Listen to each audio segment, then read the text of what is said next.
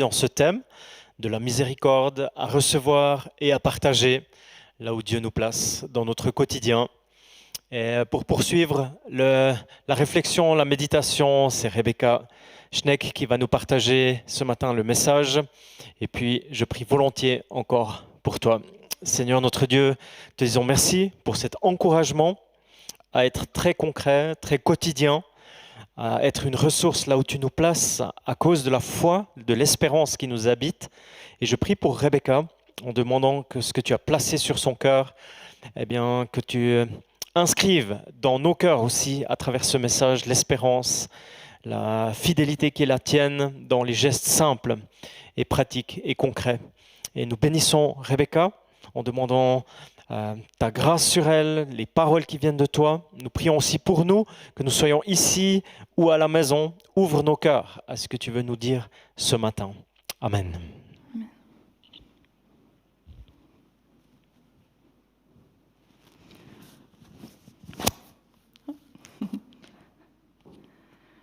Bonjour. Alors, nous y sommes. 2021. Donc, une nouvelle année est généralement en synonyme avec l'espoir. Mais avec l'année qui vient de s'achever, le besoin d'espoir est encore plus fort, nécessaire. Nous savons que même si le monde nous offre un peu d'espoir déjà pour cette année, comme la précédente, cette année va rester quand même difficile pour nous tous. Alors, comment avancer dans l'espoir ? Le vrai espoir cette année. Parce que Dieu sait que nous en avons besoin. Ici à l'EMT, nous débutons une série sur ce sujet, l'espérance dans l'évangile de Luc. Donc le livre de Luc est l'un des 4 évangiles qu'on trouve dans la Bible. Un évangile, c'est le récit de la vie et des œuvres de Jésus-Christ, ou la bonne nouvelle de Jésus. Luc était un médecin et un collègue de Paul. Il voyageait souvent avec lui. Et son évangile souligne que Dieu offre le salut non seulement aux Juifs, mais à toute l'humanité. Il souligne l'importance de la prière par la vie de prière de Jésus. Et à travers de ces récits, il communique une préoccupation particulière pour les femmes, les pauvres, les étrangers, pour le cercle familial, aussi pour les questions de justice sociale et le Saint-Esprit. Luc écrit son évangile pour un homme qui s'appelle Théophile, afin de donner un exposé clair et solide sur la vie de Jésus, ses œuvres et des enseignements. Pour ce faire, il a fait ses recherches. Il a utilisé le plus grand nombre possible de témoins oculaires. L'évangile de Luc est en fait la première partie d'un livre en 2 parties écrit par Luc. Le second est le livre des Actes, dans lequel il décrit fidèlement le début de l'Église et l'œuvre du Saint-Esprit. Donc aujourd'hui, je vais commencer la série avec le passage Luc 6, 36. Soyez donc pleins de compassion, tout comme votre Père aussi est plein de compassion. Donc le titre de ce message est « Manifester l'espérance dans une année troublée ». Mais pour pouvoir manifester l'espérance, il faut avoir de l'espoir. L'espoir que le monde ira mieux. Pour moi, c'est l'espoir que je reverrai ma famille, mes amis qui sont au-delà de nos frontières. L'espoir que nous pourrons être avec nos proches sans risque. L'espoir que nous pourrons payer nos factures sans souci. L'espoir que notre avenir est bon. Donc, dans quoi votre espoir est-il ancré pour cette année? Est-ce dans une vaccination? Et s'il faut plus de temps pour apporter des changements, que ce que nous souhaitons ou ce dont nous avons besoin. Comment pouvons-nous garder l'espoir dans les choses aussi incertaines? L'espoir, par définition, c'est attendre quelque chose avec confiance. C'est d'espérer pour quelque chose que nous n'avons pas encore. Donc, en quoi pouvons-nous avoir confiance cette année? En quoi pouvons-nous espérer? La Bible répond à nos plus grandes questions, les plus grandes questions de la vie, elle répond à celles-ci aussi. Jésus nous dit dans ce passage de Luc que nous pouvons avoir l'espoir dans la compassion de Dieu. Dieu était présent et actif en 2020, et lui seul sait ce que nous attend pour 2021. Il nous connaît, toi et moi. Il sait l'année que moi je viens de passer et tout que cela m'a coûté, puis c'est la même pour toi. Et c'est ce dont nous avons besoin cette année, si ça agit des finances, d'affection, des relations, la bonne santé. Nous pouvons avoir l'espoir dans la compassion de Dieu, parce que, comme la Bible nous dit, lorsque nous permettons à Dieu d'être notre Père, il prend ce rôle au sérieux. Il peut voir nos besoins en fonction de sa sagesse et de ses connaissances. Donc, mon espoir, notre espoir, n'est pas enraciné dans une chose, mais dans une personne. La seule espérance, comme on a chanté avant, inébranlable, est sûre pour cette année a un nom, et c'est Jésus-Christ. Donc, comment notre espérance en tant que chrétien et la compassion de Dieu peuvent-elles nous guider en 2021? Donc, le mot grec pour compassion, dans ces versets, n'apparaît que 3 fois dans la Bible, donc 2 fois dans ces versets et 1 fois dans Jacques. Et j'ai découvert avec grand plaisir que le passage dans Jacques répond clairement à cette question. Soyez donc patients, frères et sœurs, jusqu'au retour du Seigneur. Vous voyez le cultivateur, il attend le précieux fruit de la terre en faisant preuve de patience envers lui, jusqu'à ce qu'il ait reçu les premières et les dernières pluies. Vous aussi, vous soyez patients. Affermissez votre cœur, car le retour du Seigneur est proche. Ne vous plaignez pas les uns des autres, frères et sœurs, afin de ne pas être jugés. Voici, le juge se tient à la porte. Mes frères et sœurs, prenez pour modèle de patience dans la souffrance les prophètes, qui ont parlé au nom du Seigneur. Nous disons heureux ceux qui persévèrent. Vous avez entendu parler de la persévérance de Job, et vous avez vu la fin que le Seigneur lui a accordée. Car le Seigneur est plein de tendresse et de compassion. Quelqu'un parmi vous est-il dans la souffrance? Qu'il prie. Jacques nous dit de garder l'espoir grâce à la patience, la persévérance et la prière. Donc, nos 2 premiers points concernent l'attitude. Est-ce que tu te souviens quand le monde entier a découvert que le COVID-19 n'était pas seulement le problème de la Chine? En l'espace de quelques semaines, le virus a bouleversé le monde entier et a entraîné des mesures sociales restrictives que beaucoup de personnes vivantes n'avaient jamais vues avant. Nous avons réussi à traverser la première vague et ça a été difficile. Presque une année plus tard, nous traversons la deuxième vague sans qu'une fin définitive ne soit en vue. Nous perdons patience, car nous nous rendons compte qu'en fait, l'homme n'a que peu ou pas de contrôle sur certaines choses dans ce monde. Et lorsque nous perdons patience, la colère et la peur prennent sa place. Pourtant, dans Jacques, nous voyons que la patience est ce que Dieu nous appelle, une attitude de paix et de confiance. La patience dans l'espoir, car contrairement à l'homme, Dieu a le contrôle. Et Dieu a la compassion à notre cause. Il travaille dans le monde, dans ma vie, dans ta vie, même en ce moment. C'est juste que notre timing ne s'accorde pas toujours. Mais peut-être tu te poses la question, et ceux qui nous ont quittés cette année, où était la compassion de Dieu pour eux? C'est à quoi la Bible répond, le plus grand acte de compassion de Dieu envers nous, c'est Jésus-Christ. Cela signifie que notre plus grand espoir, notre plus grande espérance, ce n'est pas un retour à la vie normale, mais à la joie éternelle, au salut, à la guérison, à la sécurité et à la vie après la mort. Donc, accrochons-nous à Jésus et soyons patients que notre Dieu est plein de compassion.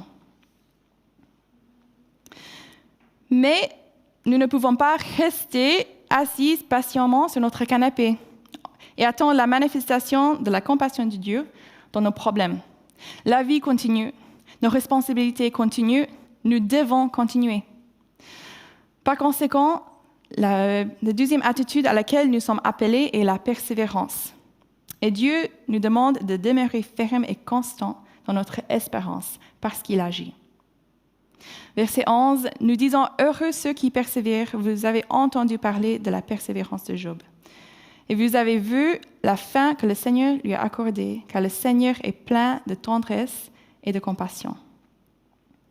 Donc notre espoir dans l'action de Dieu peut faire de nous des combattants dans nos souffrances, car nous savons qu'il nous aime. Dans nos sujets de souffrance, ne renonçons pas. Il n'abandonne pas, il ne nous laisse pas tomber dans le besoin. Nous devons continuer à nous battre. Et ce n'est pas facile de persévérer, surtout quand nos troubles continuent au-delà de ce que nous estimons nos limites. C'est pourquoi Dieu nous donne le Saint-Esprit et l'Église. Le Saint-Esprit nous donne la capacité surnaturelle de persévérer lorsque tout ce qui semble naturel s'oppose à nous. Il peut nous donner la paix dans les angoisses, la joie dans la tristesse et la force quand on est faible.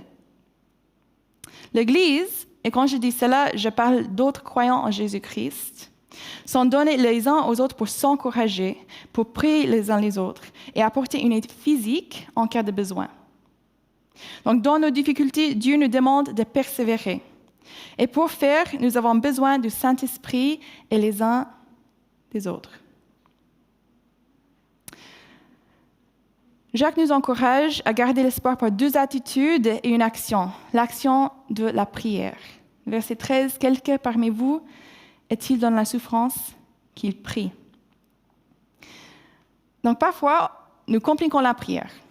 Nous pensons qu'il faut dire des choses précises, avec une voix précise, ou être dans une position précise, à genoux, assise, debout, est-ce qu'on plie les mains, est-ce qu'on ferme les yeux.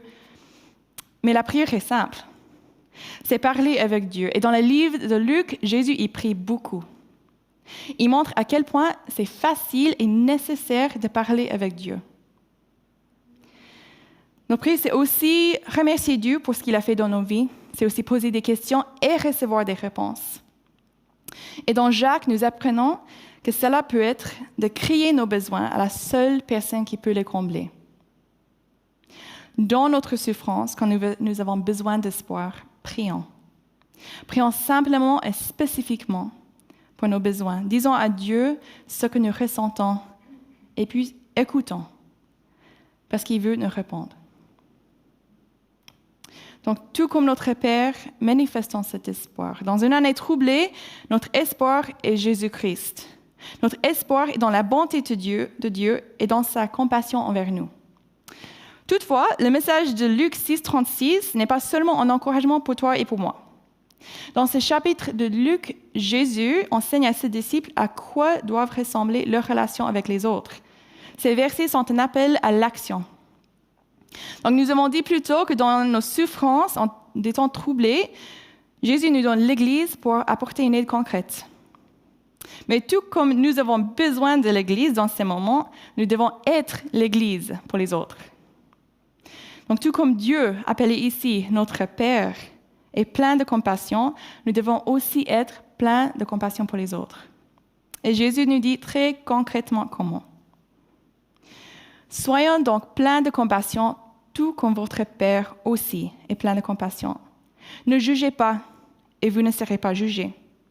Ne condamnez pas, et vous ne serez pas condamnés. Pardonnez, et vous serez pardonnés. Donnez, et on vous donnera. On versera dans le pain de votre vêtement une bonne mesure, tassée, secouée et qui déborde. Qu'on utilisera pour vous la même mesure que celle dont vous vous serez servi. Donc, comment manifester l'espérance, notre espoir aux autres dans cette année troublée? Par la compassion. Une compassion qui ne juge pas, une compassion qui ne condamne pas, une compassion qui pardonne et une compassion qui donne. Donc, l'année passée a relevé certaines facettes des gens que nous n'aurions peut-être jamais vues ou découvertes sans ces conditions extrêmes. La peur, la colère, l'indifférence. Et oui, ces côtés de nous-mêmes ont probablement été remarqués par d'autres. Nous étions et nous sommes toujours confrontés à beaucoup de questions. Des questions comme « Est-ce que je pars en vacances ou est-ce que je reste à la maison? Est-ce que je visite ma famille et mes amis ou est-ce que je me distancie complètement des autres? Est-ce que je fais des provisions ou non? est-ce que je me fais vacciner? Et si nous sommes honnêtes, nos réponses à ces questions nous amènent parfois à juger et à condamner d'autres personnes qui réagissent autrement, que nous le disions ou pas. Mais cette année, nous devons être des ambassadeurs de l'espoir. Nous sommes appelés à une compassion qui ne juge pas et ne condamne pas. Nous sommes appelés à la compassion. Non pas une attitude de tout est permis, les gens ils vont comme ils veulent, mais une attitude de compréhension. Est-ce que j'essaie de comprendre les sentiments et la position de notre personne lorsque ceux-ci sont contraires aux miennes? Les publications, les commentaires sur les réseaux sociaux qui sont plus agressifs et les débats passionnés avec les amis et la famille n'aident ou convainquent que rarement. Mais un mot de compréhension, mais encore plus, une proposition d'aide peuvent apporter un réel besoin dans les moments difficiles. Peut-être que toi, tu as déjà été la cible de telle chose. Dans ce cas, Jésus nous dit de pardonner. Même si l'autre personne ne demande pas le pardon, même si elle ne le mérite pas. Le témoignage de l'espoir par le pardon est puissant et libérateur. Et je suis sûre que tu peux penser à des différents moments dans ta vie où tu as dû pardonner quelqu'un. Et ça demande de la force. Mais as-tu déjà été pardonné lorsque tu ne le méritais pas? C'est une expérience qu'on oublie rarement et difficilement. Une expérience qui renvoie directement à l'acte de Jésus sur la croix.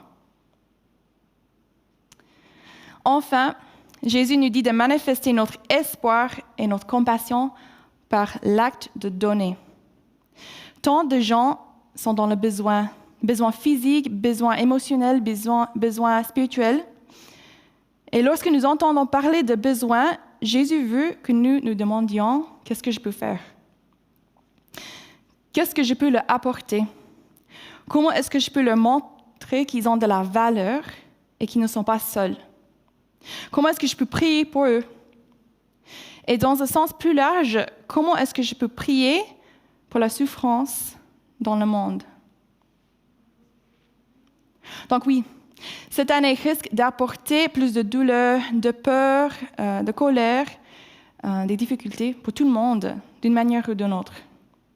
Les gens vont réagir et agir d'une manière qui va nous choquer, qui va nous attrister et peut-être nous blesser. Mais tout comme pour moi et pour toi, tout le monde a besoin d'espoir.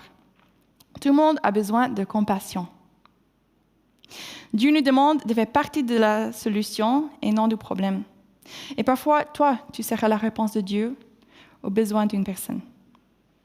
Donc, dans une année troublée, nous pouvons manifester notre espérance au monde en donnant de notre temps, de nos encouragements, de nos ressources et en priant pour les autres.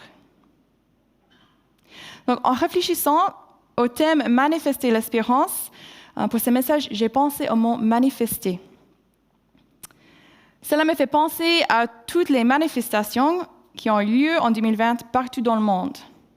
Donc, car même si les mots « manifestation » et « manifester » ont plusieurs connotations et significations différentes, ils ont la même base, c'est « montrer ». Donc, on pourrait presque dire que 2020 a été l'année des manifestations politiques, sociales, climatiques. Et en tant qu'Américaine vivante en Suisse, je reçois des emails chaque fois qu'il y a des manifestations en Suisse. Donc, je peux donc vous dire que cette année, il y en a eu plusieurs. Et ce serait sous-estimer les choses de dire qu'il y en a eu aussi ailleurs dans le monde. Tant de gens se rassemblaient pour manifester ce qu'ils étaient pour ou contre. Donc, que 2021 soit l'année où nous, les chrétiens, manifestons l'espoir, manifestons la compassion, le pardon, la générosité, manifestons Jésus. Non seulement avec nos mots, mais avec nos vies quotidiennes. Jésus nous dit, alors que nous manifestons la compassion de Dieu, il manifeste également sa compassion envers nous.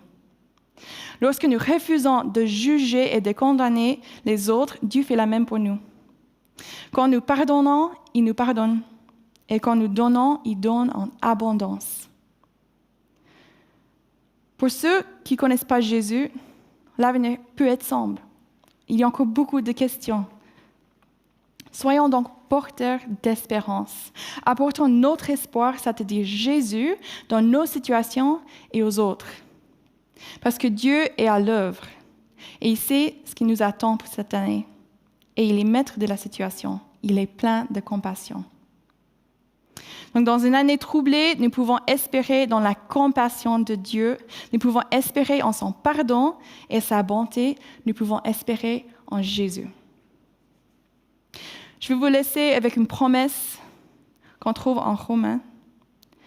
Cette espérance ne nous déçoit pas, car Dieu a répandu son amour dans nos cœurs par le Saint-Esprit qu'il nous a donné.